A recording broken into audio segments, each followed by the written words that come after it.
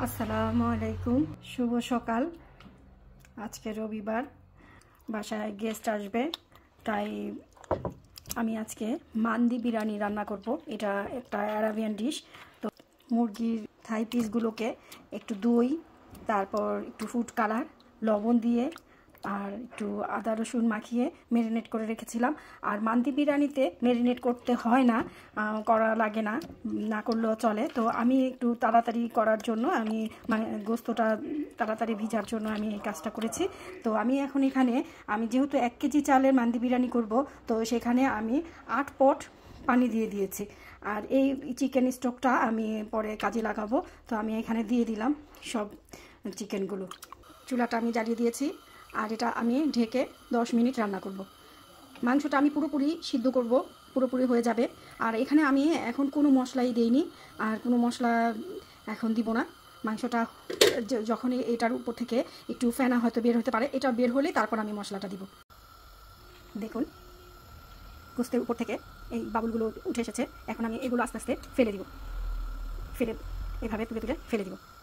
এখন আমি এখানে কিছু গরম মশলা নিব। আমি 5-6টি এলাচি নিয়েছি। এখন এগুলোকে একটু ফেটে ফেটে নিয়ে নিব। এখন নিয়ে নিলাম 3-4টা তেজপাতা। এখন নিয়ে নিব 7-8টা লবঙ্গ, 2টো বড় এলাচি। আমি এটা কিছুটা থেতলে নিব। আর নিয়ে নিলাম 7-8টা গোলমরিচ। এখন নিয়ে নিব 3 চিমটি শাহি জিরা। আমার সব মশলা নেওয়া হয়ে গেছে। কি পরিমাণ ফেনা উঠেছে দেখুন। এই ফেনাগুলো আমি সব ফেলে দিব। মূলত এই সাদা ফেনাগুলো তুলে ফেলতে হয়। মোটামুটি ফেনাগুলো আমার তুলে নেওয়া হলো। যে দেখতে পাচ্ছেন, এই ঘন ফেনাটাই আসলে ফেলে দিচ্ছি। ফেনাগুলো তুলে ফেলার পরে আমি নেওয়া মশলাগুলো দিয়ে দিলাম।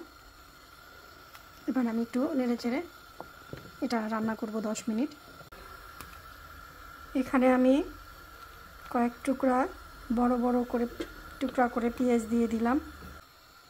এখন আমি এখানে একটা মশলার পেস্ট তৈরি করব। নিয়ে নিলাম মরিচের গুঁড়া, নিয়ে নিলাম সামান্য হলুদের গুঁড়া, নিয়ে নিলাম 1 চামচ ধনিয়া গুঁড়া, দিয়ে নিলাম 1 চামচ টালা জিরা গুঁড়া, আর এখানে দিয়ে দিব আধা চা চামচ গরম মশলা। এখন এখানে দিয়ে দিব লেবুর রস। এখন এখানে দিয়ে দিব কিছুটা তেল। এখন এটা একটা পেস্ট তৈরি করে নিব। আর এখানে দিয়ে দিলাম কিছুটা ফুড কালার। এখন আমি এই পেস্টটা একটা সাইডে রেখে দিব। চিকেনটা হয়ে গেছে। এখন আমি চিকেনগুলো সব তুলে নিব। এবার আমি চিকেনগুলো তুলে নিব।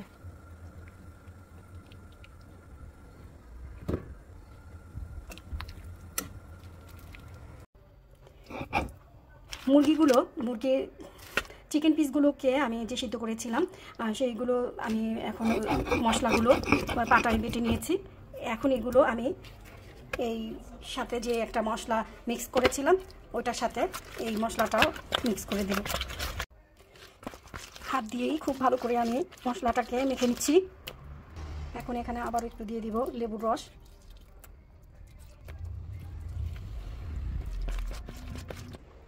এখন আমি এই মুরগির পিসগুলোতে এটা মেখে নিব। এভাবে প্রতিটা মুরগির পিসগুলোতে মেখে নিব। সবগুলো মুরগির পিসের মধ্যে আমি মশলাটা খুব ভালোভাবে মেখে নিয়েছি। এখন আমি ওভেন ট্রেতে ফয়েল পেপার বিছিয়ে দিয়ে মুরগির পিসগুলো এভাবে সাজিয়ে দিলাম। সাজিয়ে দিয়ে আমি এটা বেক করে নিব। এই বেশি না, 10 মিনিটের মতো বেক করব। বিছিয়ে দিলাম। এখন আমি এটা ওভেনে দিয়ে দিব। এখানে আমি বাসমতি চাউল ভালো করে ধুয়ে ভিজিয়ে রেখেছি। এখন এখানে একটু ফুড কালার গুলিয়ে ব্রাশ করে নিচ্ছি, যাতে কালারটা খুব সুন্দর আসে, দেখতে ভালো লাগবে। প্রতিটা চিকেনের উপরও আমি এইভাবে কালার ব্রাশ করে দিলাম। এবারে আমি কিছু ঘি ব্রাশ করে দিচ্ছি প্রতিটা চিকেন পিসের উপরে আমি ঘি ব্রাশ করে দিলাম। এটা আর 5 মিনিট আমি বেক করব, তারপর চুলাটা নিভিয়ে দিব, ওভেনটা নিভিয়ে দিব। তৈরি হয়ে গেছে আমার এই মান্দি বিরিয়ানির জন্য, চিকেনটা রেডি হয়ে গেছে। বিরিয়ানির রাইসটা রান্না করার জন্য এখানে আমি একটা প্যান বসিয়ে দিয়েছি। প্যানটা গরম হয়ে গেছে, এখন 2 টেবিল চামচ ঘি দিয়ে দিব। আর একটু দিয়ে দিলাম, যেহেতু এখানে 1 কেজির একটু 1.25 কেজি চাউলের আমি মান্দি বিরিয়ানি রান্না করব। তেল গরম হয়ে গেছে, এখন আমি দিয়ে দিলাম পেঁয়াজ কুচি। এখন দিয়ে দিব এখানে কিছু মশলা। আমি এখানে এলাচি নিয়েছি, লবঙ্গ নিয়েছি, বড় একটা কালো এলাচি দিয়েছি, গোলমরিচ, শাহি জিরা, দারুচিনি আর তেজপাতা দিয়ে দিলাম। এখন এখানে একটু ভালো করে পেঁয়াজের সাথেই আমি ভেজে নিব। পেঁয়াজ এবং মশলাগুলো ভাজা হয়ে গেছে, এখন আমি এখানে দিয়ে দিব গাজর এবং কিছু কাঁচামরিচ। এখন আমি এখানে পেঁয়াজের সাথে মশলার সাথে গাজরটাকে একটু ভালো করে নেড়ে চেড়ে সামান্য 2-3 মিনিট ভেজে নিব। এখন এখানে দিয়ে দিব আলু বোখারা, কিশমিশ।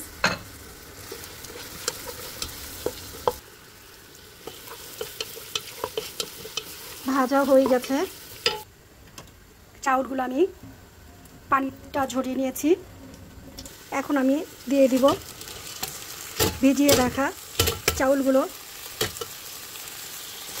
এবারে উল্টে পাল্টে আমি চাউলগুলো ভেজে নিব প্রায় পানিটা শুকানো পর্যন্ত। আসলে এখানে মিনিট ধরে না, আমি এই চাউলটা খুব ভালোভাবে পানিটা শুকানো পর্যন্ত ভেজে নিব। দিয়ে দিলাম 1 চা চামচ আদা বাটা। এখন এখানে আমি দিয়ে দিব 1 চা চামচ চিনি। এখন খুব ভালো করে ভাজতেই থাকবো। চাউল খুব সুন্দর করে ভাজা হয়ে গেছে, দেখুন এখানে আর পানি নেই। এখন আমি দিয়ে দিব আমার আগে থেকে তৈরি করা চিকেন স্টকটা। এটার পানিটা এই চাউলের পরিমাণ মতো আমি পানি এখানে দিয়ে দিব। রাইসে আমি পানি দিয়ে দিয়েছি। আমি যে পানিটা রেখেছিলাম বা আমি মেপে যে চিকেনটা স্টক করেছিলাম সেই স্টকটা পরিমাণ মতোই পানি হয়েছে। এখন আমি এটা ভালো করে ঢেকে দিব। আমি চাউলে লবণ দেইনি, কারণ আমার এই স্টকেও যথেষ্ট পরিমাণে লবণ ছিল। এখন আমি দেখে যদি লবণ লাগে তাহলে আমি আরও লবণ দিয়ে দিব। লবণ আমি দেখেছি, সামান্য পরিমাণ লবণ লেগেছিল। আমি এখন ঢেকে দিলাম। এটা বলক এসে পানিটা খুব ভালোভাবে বলক আসলে আমি চুলাটা কমিয়ে দিব। চলুন দেখি আমার রাইসের কি অবস্থা। ধোঁয়া ধোঁয়া ধোঁয়া দেখতে পাচ্ছেন, মাশাআল্লাহ রাইসের কালারটা কি অদ্ভুত রকম আসছে। মাশাআল্লাহ সুন্দর একটা বিরিয়ানি হয়ে গেছে, দারুণ লাগছে। এখন আমি এটা চুলাটা কমিয়ে দিব। চাউলটাও আমার প্রায় 80% ডান হয়ে গেছে। এখন এটাকে আমি বসিয়ে রাখলে বাকিটা সুন্দর করে হয়ে যাবে। ঢেকে দিব আবারও। দেখুন পোলাওয়ের পানিটা একেবারেই শুকিয়ে গেছে। দেখুন পানিটা এখন যে পরিমাণে আছে, এখন আমি এর উপরে দিয়ে দিব 1 চামচ কেওড়া জলের সাথে কিছুটা ফুড কালার। এখানে আমি দিয়ে দিব, চারদিকে ছড়াবো না, কারণ আমি কালারটা বেশি ছড়াতে চাচ্ছি না। পর্যায়ে আমি এখন দিয়ে দিব চিকেনগুলো, যেগুলো আমি ওভেনে বেক করেছিলাম। একে একে সব চিকেনগুলো আমি সুন্দর করে এখানে সাজিয়ে দিব।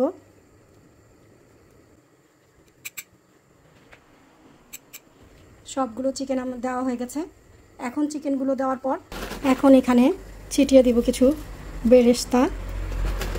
বেরেস্তাটা একটা ফ্লেভার আসবে,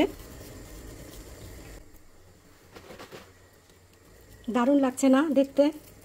এটাই হলো চিকেন মান্দি বিরিয়ানি। তো আমি এখন একেবারে ঢেকে দিয়ে 10 মিনিট চুলায় বসিয়ে রাখব। চলে আসলাম। এবারে এখানে দিয়ে দিব কিছু বাদাম, পছন্দ মতো, যে যার যার পছন্দ মতো এখানে কিছু বাদাম ছিটিয়ে দিব। এটা না দিলেও চলে, এটা আসলে ডেকোরেশন দেখতে আর কি ভালো লাগে, যার যার পছন্দ। তো এই তো সুন্দর একটা ফ্লেভার এসেছে। তৈরি হয়ে গেল আমার চিকেন মান্দি বিরিয়ানি। এটা একটা আরাবিয়ান ডিশ, দারুণ হয়েছে দেখতে। আজকের আমার এই রেসিপিটি যদি আপনাদের ভালো লেগে থাকে তাহলে অবশ্যই লাইক কমেন্ট করে জানাবেন। আর আজকের মতো এখানে আবারও ফিরে আসবো নতুন কিছু নিয়ে। সেই পর্যন্ত আল্লাহ হাফেজ।